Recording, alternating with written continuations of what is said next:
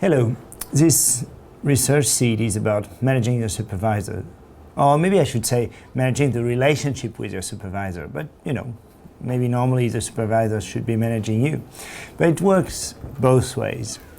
So we have assessed the main risks about a dissertation and an EDBA project in the last seed, but this is much more specific. So you need to think about your relationship with the supervisor. You can you can define the relationship with a broad matrix. And I've seen many of these cases where there was a mismatch. So you want to think about it and see if really the person you're working with, your supervisor or your panel, if there are several of them on different aspects, are really the right persons. And a way to put that together is really to match the style of the student, the participant, with the style of the supervisor.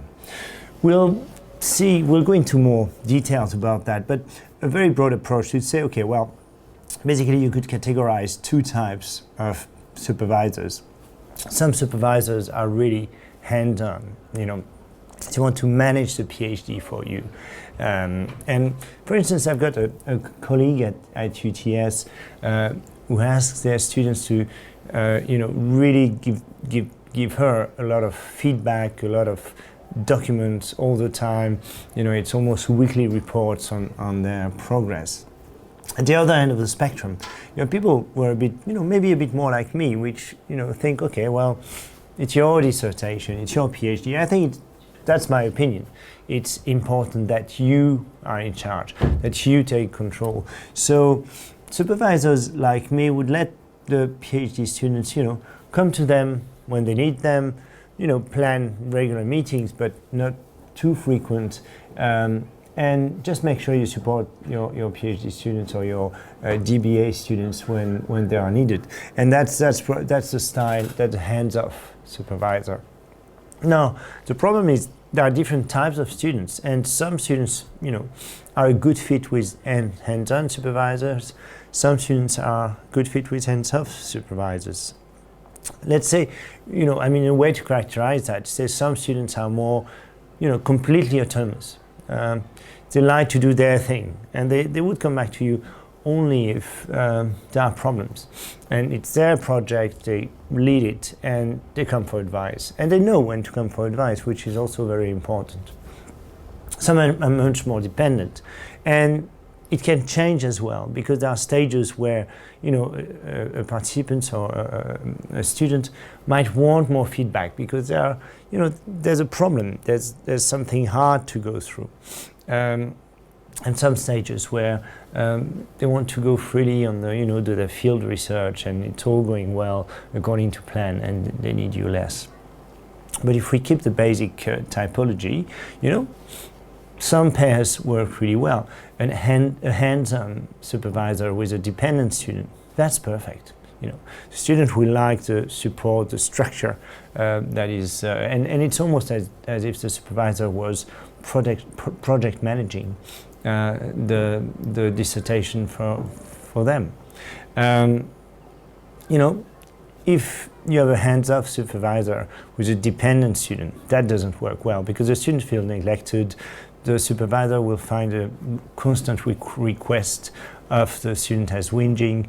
Of course, we try not to do that, but it's probably not a good mix.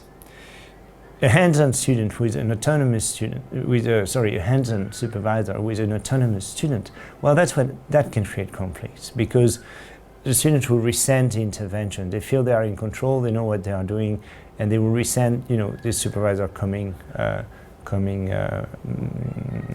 back to them with more questions, requests. They find that annoying, bureaucratic, and pretty much, as a barrier to their learning rather than an enabler. And then another situation is hands-off supervisors with completely autonomous students, and that works quite well. And then it's more for the supervisor to know when to intervene, because some students are so autonomous that you don't see them for 2 years and they would make mistakes. So then you have to manage the relationship as well. So that gives you a broad idea. Now, I think it's also important to think about what a supervisor can do for you. And here is a list of some roles that corresponds to things that a supervisor can do. And sometimes you'll need some of these things. Very often, one person cannot help you with all these. So you might have to go and see different people. And that's why, in some cases, you put a panel together so that you have one main supervisor and others that can contribute and help you in other areas. Or you can think about it as your supervisor and other people in your network who can help you with that. The first role is, for the supervisor, is the role of the innovator. And it's really, about flexibility, creativity. So when you go and see an innovator supervisor, in that role, they will give you new idea, new leads, and it's your supervisor, but also people giving you feedback. So have you thought about that? Have you looked at it that way? And that's quite interesting. Obviously, the problem or the limit of that is that you have a PhD to do, or you have a DBA to do, so you can't always change. So you have to be able to resist your innovative supervisor to a degree. When it's a good idea, try to grab it. Don't resist necessarily, but you can do it if it's necessary. The broker will help you with resources, giving you contacts, helping you. So for instance, giving you the contact of a colleague who can help with a specific point on a very precise methodology. Maybe giving you access to some contacts that will be useful for your field research. I mean, for an executive DBA, usually you have the contacts, but it's not always the case. You might need to meet more people for your research. The producer will focus on the product, the delivery, the steps needed. That's almost the project manager. So the steps needed to complete the PhD. Reach different level. Where should you be at what point in time? And some can be very directive. The director is very close to that. It's not less a step, but it's really the structure, the organization of the dissertation. So these roles usually come together. Again, you will need that. You will need feedback on your structure. You will need feedback on your design, and the producer will help you with that. Coordinator, again, same group of roles, managing the workflow, organizing the risk management, making sure things get done.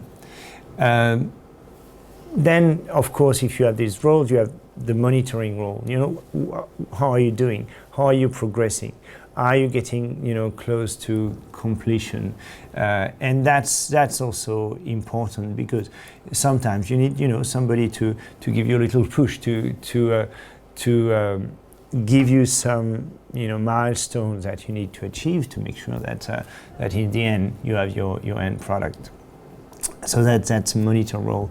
The facilitator will help you to develop the right skills. I mean, they can connect you with somebody. That's the role of the broker, but it's also maybe recommending you books, but also maybe sometime a summer session in another university where you will be able to learn the specific method that you want to learn. There is a week, for instance, 2 weeks in Switzerland where you have a lot of seminars, and they're European summer schools, all very interesting.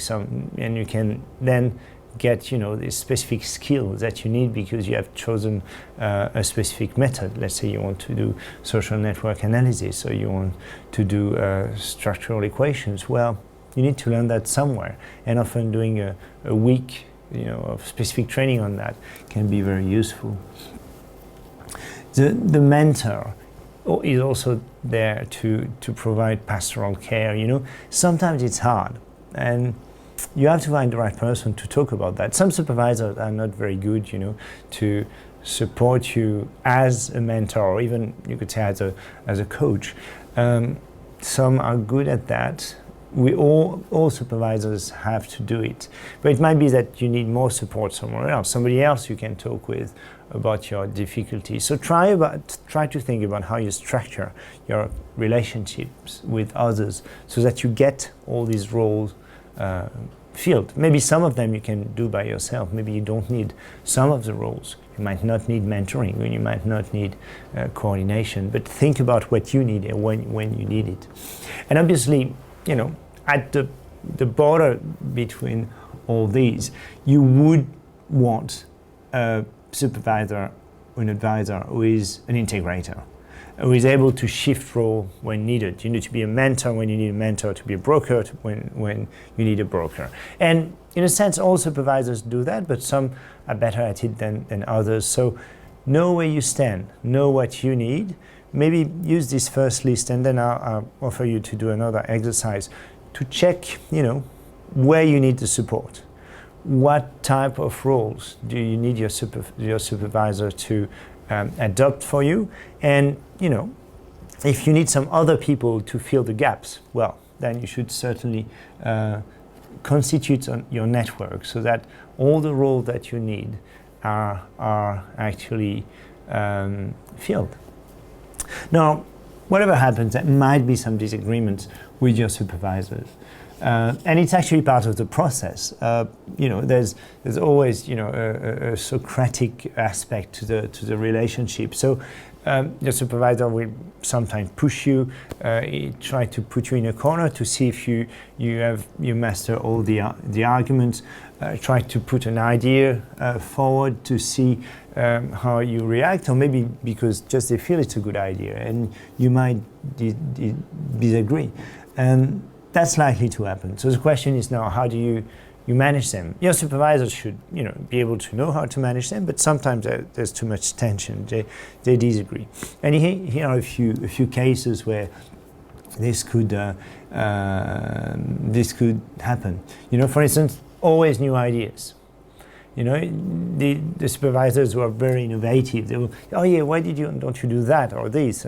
And often what happens, because there are so many projects going through, they might not remember what you did last time. So how do you manage that? Well, maybe keep precise minute and document what's been decided, and then use that as a starting point for the next conversation, so that you really summarize for them where you are. Remember, they might have had an idea last time and don't really remember about it. So keep the good ones, document everything, so that you know where you stand, and so that you are not too disturbed by the shifts. Maybe they're throwing ideas at you because they feel that's the best way to help, but you don't have to take all these ideas. Also, use the supervisor where they are strong. Some might be really good at design, some others might be really good on specific method section. So that's the idea of a network of people. Go and see the right person. And there might be cases where your supervisor is not the main person. So find, and actually he or she should be able to tell you who you can go and see on this specific point. So don't hesitate to think of it as a network of people that can help you with various aspects of supervision. Some people can kick in later, can be really useful later in the process or early. So know how to feel that.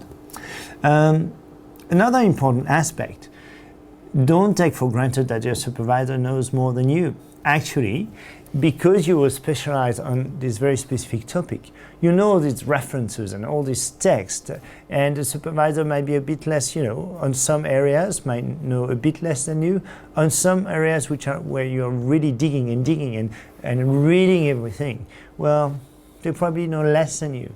So take that into account. Don't launch into big discussions of paper without knowing if the person in front of you has read them at all, or has read them, in the past month or 2 months, as you have. Because if they've read that 2 years ago, they might not remember all the, the subtleties of the argument. So there's no point in, doing a monologue by yourself.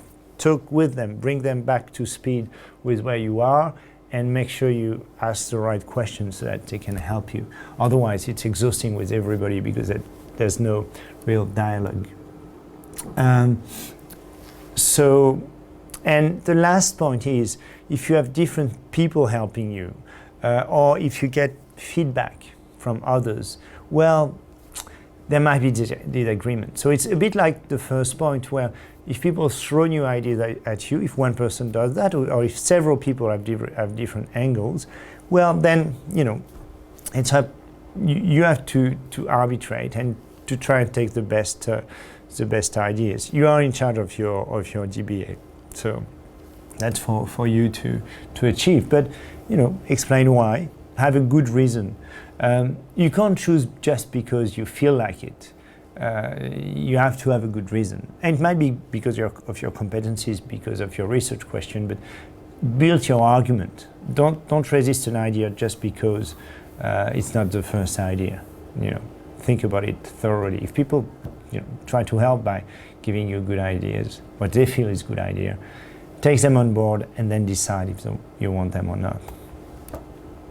Now, what I would like you to do, and again, that will be over to you after that, is really to think about your relationship with your supervisor.